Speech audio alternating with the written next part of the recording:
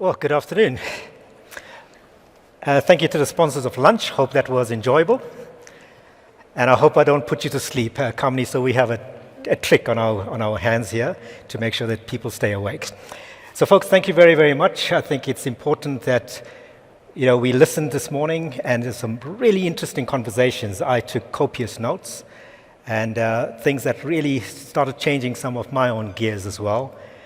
Being around this payments world for the last 14 years or so, it's interesting that you can still learn, and I think it's important to the audience as well. Never stop being curious, never stop learning, and I think there's a great opportunity here. So Gita and team, thank you very much, I think, for the honor to speak and to engage the crowd. And I think it's important that as we traject and move forward with this implication around the geopolitics. And again, today we are not going to talk about the geopolitics or the politics of geopolitics. I want to really talk about the impact on the financial environment, specifically liquidity. Now, the reason why we pulled that together and why we thought it was important that we actually get together and talk about it, the fundamentals still remain the same. You have to have the money in the environment, in the corridor, where you need it, when you need it. Otherwise, any payments orders that you take, wherever it may be, you cannot fulfill. So that's the fundamental. And if anybody wants to engage that topic at a later stage, catch me, buy me coffee, and we are happy to have that conversation. So with me, I've got Kamini Govender. She is the treasurer at a bank, or Absa Bank. Her portfolio includes the entire outside South Africa on the African continent space. So quite a diverse view in terms of all the implications in each corridor, in each location, in terms of liquidity. So we're going to get into that conversation. Again, Justice did justice, I would presume, to the subject of the politics of geopolitics, the implication on the economies, and we will pick up those threads. Again, I'm trying not to worry about who's making what decisions. The implication here is that those decisions are being made, whether we like it or not.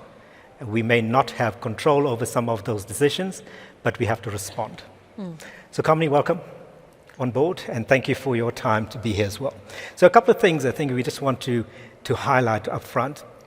Picking up on the threads we've spoken this morning, we can see there's going to be squeeze. There's going to be implications on trade flows if some of those sanctionings do become real. We can understand as well that the African environment is seeking a broader sense of self-reliance in terms of relying on each other, ensuring that the free trade or the continental free trade agreement that's been signed a couple of years ago sees some fruition. There's some advancements towards the end game. And the end game, from my perspective, is pretty much that Africa needs to be dependent on itself as much as it can. And so it detracts itself and stays away from all of the earthquakes and the troubles that the outside world may bring into views. So I just want to maybe just open that up and say, what is your sense of it? What are some of the key issues that you are concerning yourself with? And again, we want to talk about both the domestic pressure and also the pressure of the cross-border environment in the corridors of Africa. Couple of minutes on that side, please.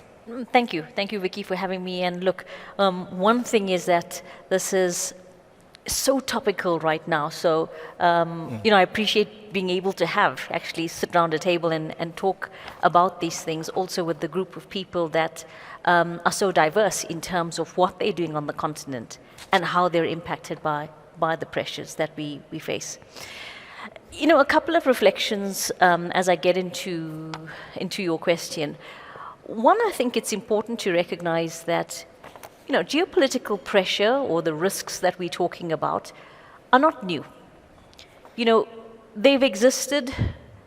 We've experienced it on this continent in different forms, over a period of time. I think the shift that we are seeing, though, is that there's definitely a heightened focus, right, around. There's a lot of conferences right now talking about geopolitical pressures like we are. A little bit of context, I suppose, in terms of what's being spoken about, and I think what your organizations, are all talking about is, firstly, trade dispute is definitely front of mind from a US-China perspective, I think, for most companies operating on the continent. That's been going on since 2018, at least in terms from a heightened perspective.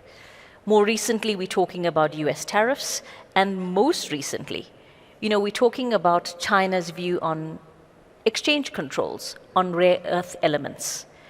Those are the pressures, that people are referring to when we talk geopolitics. Regional conflict is, I think, a second thematic that many organizations continue to talk about.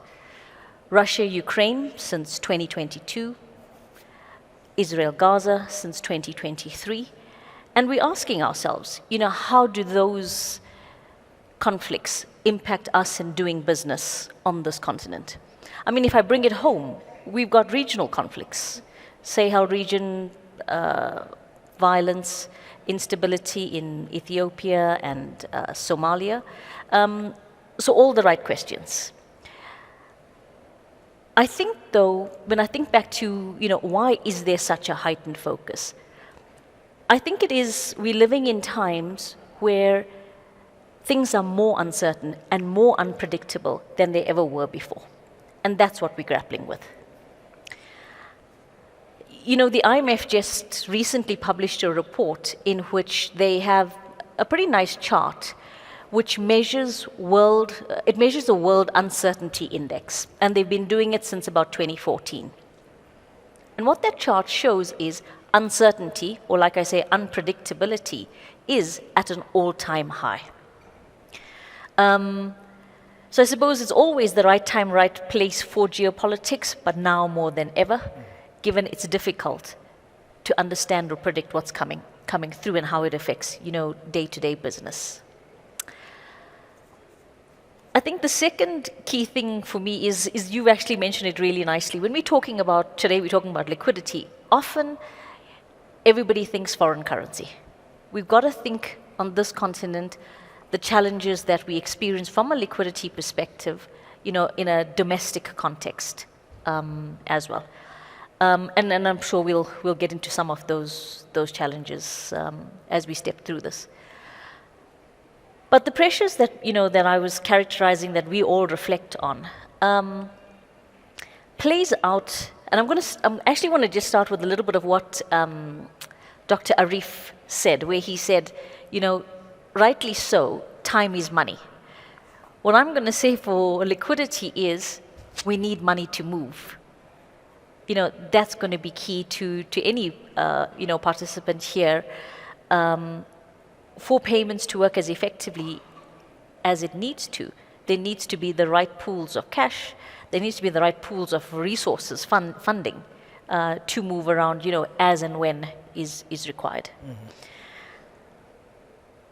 All of this, if we don't get right, and these liquidity challenges come about, as you were saying, from a perspective of restricted trade flows. That's the impact of this geopolitical dynamics that we're talking about. It could have the impact of limiting trade flows on the continent. What does that impact? It affects economic productivity. And what do we need? We need growth. We need growth to generate the money that is needed to move around. I'm going to keep it simple in that way, but that part really resonates with me. Sure. It was also mentioned earlier, actually. Another way to say it is the pie does need to grow. That economic challenge forces the hand of regulators at different points in time to manage liquidity, to protect the money that's in the system, to maintain currency valuation. And if I come to, specifically the question you are asking me on, what are we concerned about, or what do we need to be concerned about, is in times like this, where liquidity pressures do arise. One of the things you see central banks do is pull the lever around restricting foreign currency flows outside of their borders. So you've got basic payments, you've got capital repatriations, investments, dividend payments that foreign firms need to make that are now restricted. Again, it's a response to being able to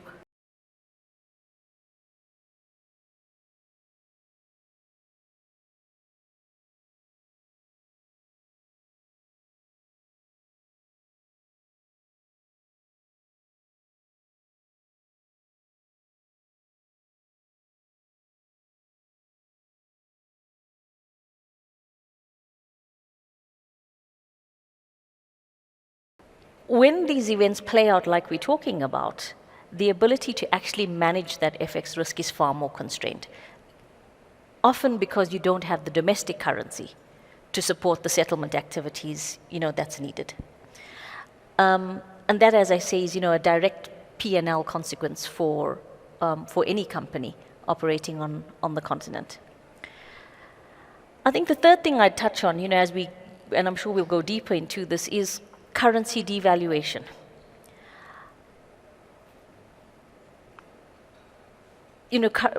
Central banks are there to obviously protect currencies, as I say, protect reserves. So it would be front of mind for them to maintain that value.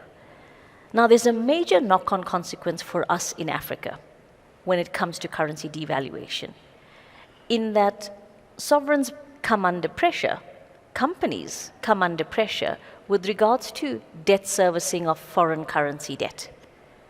The amount that you owe just got bigger. If you're a dollar borrowing company, if you're a dollar borrowing sovereign, as all our sovereigns, on this continent are. And the knock-on consequence of that is debt servicing outweighs development needs and development funding, which is ultimately, again, what we need. Yep. And I think a thematic we'll see through all of this is economic growth. Yep. If the pressure is on meeting debt needs, we've got to, governments, companies have got to manage debt service costs, and currency valuation just doesn't help. I'll give one bit of context around this. The World Bank estimates that for every 10% depreciation against the dollar on our continent, debt costs rise 13%. So it's a substantial drag for us to manage. Slightly off payments, but just context to the environment. 100%, and thank you. I think it's a good staging of the concerns and what the environment looks like, and kind of where are the concerns as well. But I would presume that as the geopolitics plays out, and whatever shape or form it does, we have to start looking forward in terms of what are the alternate sources of funding. Yes. What are the alternate sources in terms of replacement currencies? Who are we going to be dealing with? Yeah. Trade moving from one point to another. Yeah. The multipolarity of the world. So I think there's a couple of things coming through that conversation. So maybe the question to you is, what scenario are we actually playing out? So what are we thinking of? How are we attacking the issue? Who are we engaging with? Because it doesn't just affect the treasury. I'm sure the national treasuries are impacted, the banks' treasuries are impacted, the corporates' treasuries are impacted, and clients as a whole. And that depressed requirement, as you were talking about, the debt servicing implications, says that there's less to actually go around in the country, which then talks about the economic growth. So kind of pulling all that together. So give us a sense of a day-to-day view of a treasurer who runs a portfolio across the African continent. What are the scenarios are you planning for? Gosh, where do you begin? Start at the beginning is best. In one sense, I often say to teams, in turbulent times, how are we going to show up? I think the first important thing is you can't show up in the moment.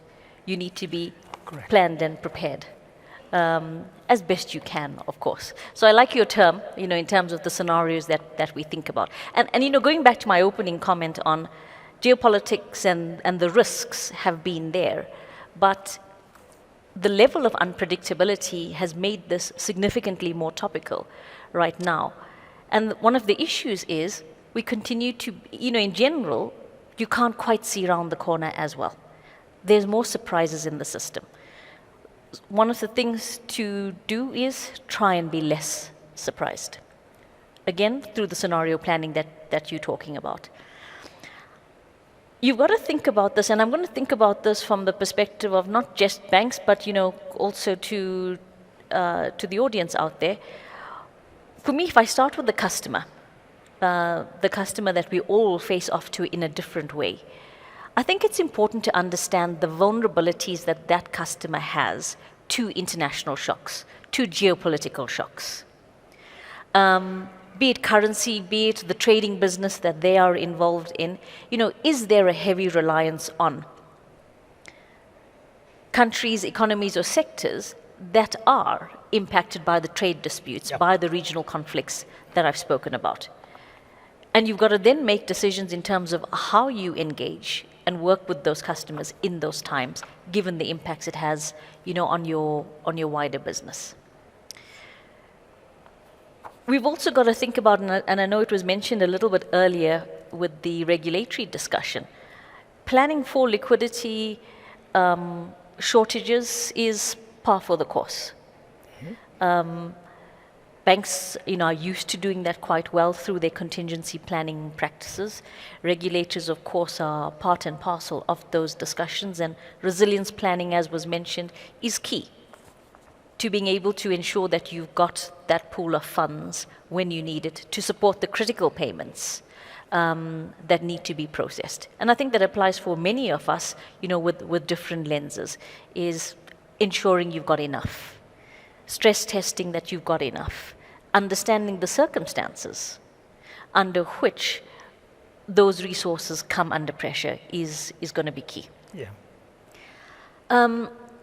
I think it's also important to have an understanding of not just the direct financial implications like I'm talking about, but the geopolitical scenarios that you run have got to think about volatility to energy supply, impact on technology, impact on food supply. Like we saw in the Russia-Ukraine, like we see, through the conflict, as a continent, surprisingly, we have, a strong reliance on food supply from those two markets.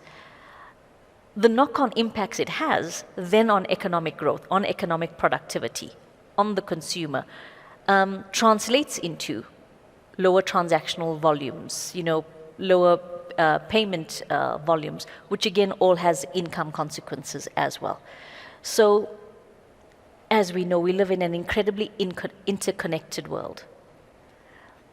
The ability of your scenario to be able to think like a Rubik's Cube. When one element moves, what is the knock-on impacts or the consequences on other parts of your business is key. Yeah. Ultimately, coming back to our topic, it is about ensuring that at the time of higher than expected outflows, you've got access to funding. You've got access to a more diverse range of funding. Yeah, I think there's a question came through, which is kind of where we're going. So the scenario planning and to prevent those shocks from coming into the system. So again, the question is exactly how do we be less surprised? So we just talked to that. And again, I just want to just go into a day in the life of a treasurer. What are the things you're thinking about? I think you gave us a good sense of that. Who are you partnering with? Who are you trying to prevent the shocks from actually being felt? How does the environment of planning actually allow for alternates, mechanisms, and stuff like that? What I'm picking up from the conference thus far is that there's a massive need for real-time payments. Yeah. Immediacy, the volatility, but more the speed of money, the transition from the payer to the beneficiary, so the beneficiary can reuse the funds in a real-time environment, so that keeps the economy ticking over. So those are still drafting into the economic growth. Yep. Okay, so I think the velocity is the word I'm looking for of money. So the implication always says that surprises are going to give us a kind of a backward view of what did we miss. And I think I read this morning, forecasting is folly. So that's an important construct. So how does one realistically prevent those surprises to ensure that this environment is safe, that we can, when we take obligations, we can execute and settle those obligations? Note that the environment itself is, and if I'm talking payments here, of course, is pretty much we are trying to reach the beneficiary either on a specific time, either because we want to take advantage of a discounting, early payment, or something of that nature that's economically beneficial to the payer, and at the same time gives the beneficiary the opportunity to then reuse those funds in his operating capital. So that's kind of the economy, I think it's the train that keeps moving with the coaches that it pulls along. So the surprise element, I think, is one thing that I think the crowd is probably interested in, is what are the things that we can think of? Maybe alternate sets of fundings and issues so that we can move from one to the other quite seamlessly and still continue the business and allow for all the negative connotations attached to things stopping to then become, it's not a concern because we've planned ahead of that. So again, I think, we don't have a national treasurer at this level, at least in our fireside chat, but happy to pose those questions out to the crowd as well. If there's anyone out there, we can probably just understand country level, banking level, client level. Okay. So maybe just prevent the surprises for us. Yeah, look, I think I covered some of the things to be mindful of. If we get into the element I was talking about on having access to funding when you need it, first and foremost, it's as you say, the economies need fast processing. Yep. You need stability in the flow of funds. And you need quickness in the flow of funds, especially during those challenge times, to ensure that you've got, as much of the economy operating as smoothly as possible. That's key. When you've got a falter or a blip in that, that's when the shortages start to show up. I think, look, any institution operating on the continent needs access to dollar financing. I'm going to start at a top level, say continent or country level, as you put it. Countries have got to think about going beyond the funding reliance that we have with the World Bank, with the IMF, who today are, primary sources of essential funding, into the continent. They've got to be looking more towards things like the Middle East, the sovereign wealth funds, where there's adequate resource, and the connection for me is Africa has the mineral resources. It has the resources that the world is looking for. It has the resources that the Middle East in particular is looking for as it goes through its green transition phase as well. If the continent's got the resources and you've got the Middle East with the cash, those two need to be connected more strongly. So fish where the fish are, essentially. If the pockets of funding is sitting in the Middle East, and it's about how do we get access and gain access. So in terms of those, does that mean some of our trade flows need to probably switch in terms of who we're partnering with? The multipolarity conversation again, where today it's pretty much a Western and the Northern environment, versus what we're seeing today coming through the southern environment, the Asians coming through quite strongly. If that's where the savings are, and I think we've got a sense this morning from the opening plenary, that the savings culture is pretty much in the Asian world. And if that's where the savings is, that means there's high liquidity in that environment. How does one then reach those works? Because my sense here is that it seems to me that from a treasury perspective, you will work with certain things and certain aspects that we have in our arsenal, but essentially it's really about where the country is trading with. So trading partners becomes essential to this conversation. Is that a fact? Look, I think hard to say if it's a fact, but I think it's definitely one of the channels that has got to be broadened, as you say, to access. The key point that we're talking about is being able to grow the pool of funding that's available. Right. Which means we need to access where those pools are. Like you rightly say, you bring Asia into that mix. We've got to have a strong proposition. So effectively, you're talking about attracting, strong foreign direct investment into our countries, into South Africa, and we know there's significant focus by a lot of governments on doing that. In order to do that, you've got to be able to show strong payment system capabilities, like this conference is heavily focused on. That transmission of money mechanism policy, robustness of policy, is also essential in terms of being able to garner that confidence and trust of foreigners to direct their funds, toward the countries that need it. I think that for me is key. I think more broadly than that, you're not quite attracting individuals from Asia, but the individuals that matter on this continent is the diaspora community.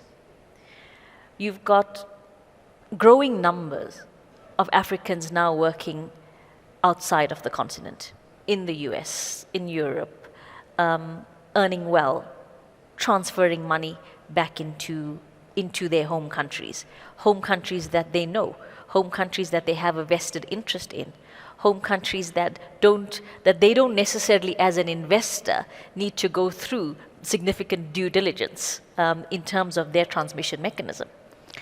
And we see this a bit in Kenya, where they've announced the intention or they're thinking about launching a diaspora bond, which could bring $250 to $500 million into the country by tapping diaspora individuals. I think that is key for this continent. And I presume making that process a lot easier for the money to flow. So, to not make it full of friction as we see today, allow for those remittances to flow into the country. I think some specific things that I'm sensing coming through here is there are certain types of flows that one wants to make friction-free. Yeah. I think the diaspora is probably one of them that we talk about. Again, depending on which way migration goes, the diaspora could be within Africa. Okay, so depending on flows. But I think there are certain types of trade payments that will probably be a little bit more friction-full, and certain types of really high-risk payments that will be full of friction. But my sense is that we tend to talk globally or glibly about everything in terms of moving money. So there's some very specific things that will help with that advancement and the protection of the foreign direct investments and the likes that's coming through, and the diaspora funding. But I think that kind of covers it. So I took you down the foreign exchange route, and I think you also gave me a sense that the domestic world is also kind of tough to work in. And I heard earlier when you mentioned about policy implications, levers being pulled from a price perspective, also from a volume perspective in terms of how much of equivalence in currency is being released into the marketplace versus how much is being held back or swept back by the central banks. What messaging are you going to give to the central banks, and then are we having those conversations? Well, that's definitely a tough one, right? Each central bank has got its mandate. And, a key difference when we think about the mandates on our African economy is that it extends to social wellness as well. It's got to extend to social stability. And that's why you often see, central banks responding in the way that they do to protect currency, to protect reserves. To foreign companies, that's an oddity. They can see it as quite a restriction, like I mentioned earlier. But it's important to understand the context. And it's important to understand the need to maintain social stability in our countries to ultimately get to that point of economic productivity. I think, Vicky, all of it still comes down to we need growth on this continent. You need domestic growth. We need companies that are also focused on growing those economies locally and becoming less vulnerable, like I say, to the geopolitical environment around us, outside of this continent. You see actions, and in our world, when liquidity pressures arise, we've seen at different points in time central banks use levers like cash reserving requirements to maintain reserves to protect currency. Not necessarily, your interest rate levers, given again political agendas that also need to be managed. I think it's a question of when you use it and for how long you're going to use it, because sometimes in and of itself that becomes the stifling lever for the economy. That becomes the limitation on flow of funds. That becomes the source of limitation on limited liquidity, especially in domestic currency. So it's got to be caution in the way that's applied. Yeah. So I'm hearing it's pulled when it's needed, but absolutely needed, as opposed to kind of a knee-jerk.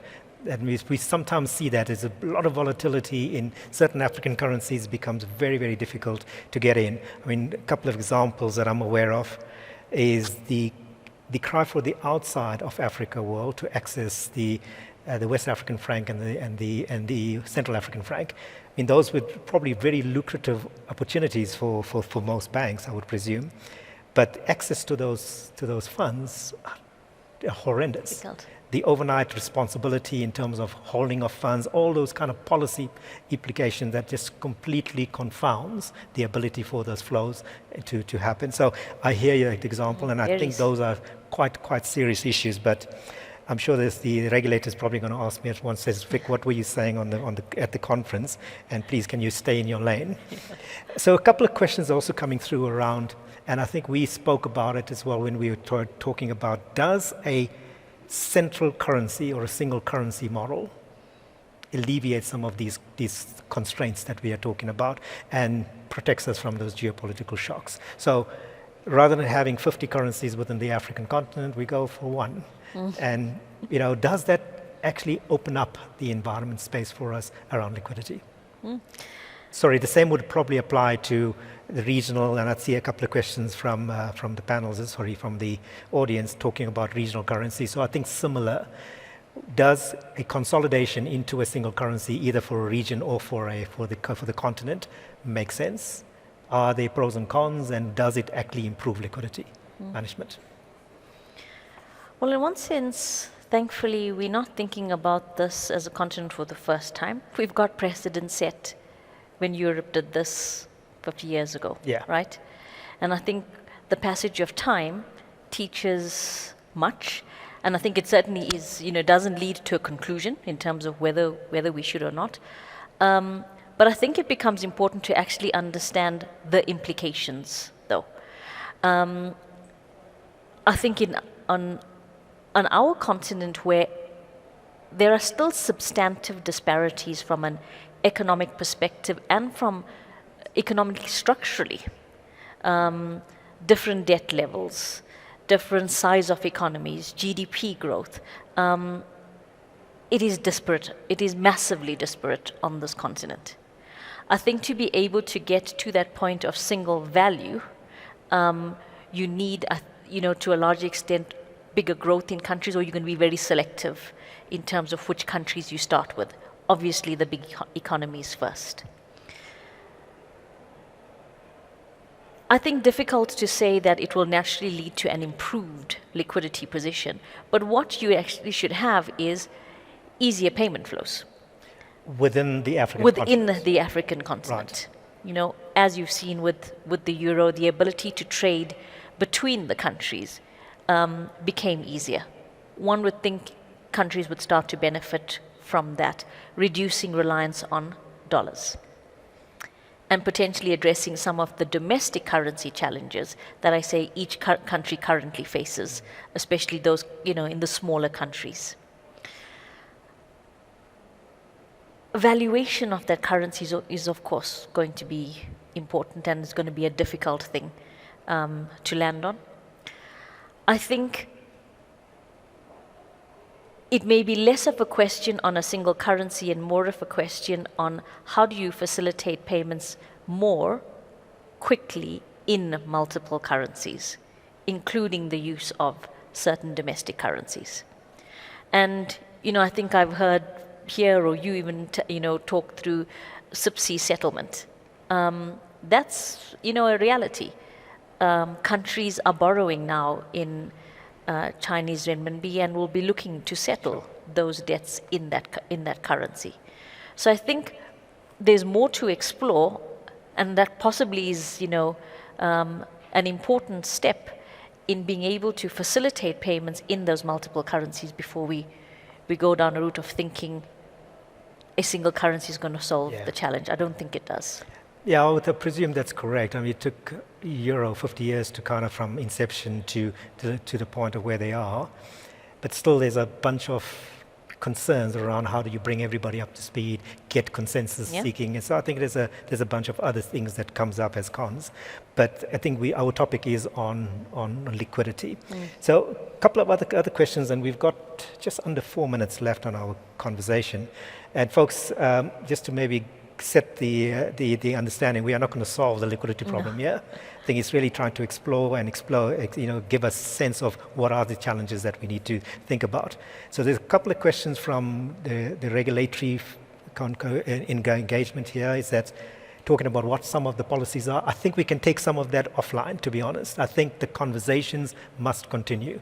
What are the things that's inhibiting the growth within the domestic environment from a policy perspective, the cross-border perspective, especially around remittance flows, which is person-to-person flows versus trade flows. How do we actually unlock some of that? Because what we can't do is see a cross-border payment as a cross-border payment. Because the minute you start doing those things, I think then you're basically saying, a payment's a payment, so we treat it with the same brush. And I think we have to unlock certain aspects of the economy for that. So a couple of the questions coming through around those things. Interesting conversation around BRICS, and you and I were chatting about that again a couple of days ago, with regards to, does BRICS and where the BRICS formation starting to look at, and I know they are playing politics in the languages as well being used, that we are not de-dollarizing, but we are looking for alternates. So giving through or putting together certain bonds that are 50% dollar based and 50% depending on who the issuer is, be it Indian rupee or Chinese renminbi. So I'm seeing certain moves towards that. Do you think that's a good way to challenge and test the waters with regards to alternate sourcing? I think it's always important to be able to look at alternate sources, right? Back to the point, if economic growth is at the foundation of what we need, and we need to grow money supply, being able to access that, like I mentioned, is key. So no harm in terms of understanding, and I think important, in fact, to understand what the options are. What one would hope is those type of communities have a stronger sense for emerging market dynamics as well. It's important to be able to understand the socioeconomic needs, requirements, pressures, of this continent. It's important to understand the burden that foreign currency debt has on the continent. Especially, as I said, you're borrowing in a currency that's not your home currency, you're servicing debt, and in turbulent times, that debt just becomes significantly more expensive. Those are emerging market, pressures. Those are challenges that we experience on this continent here.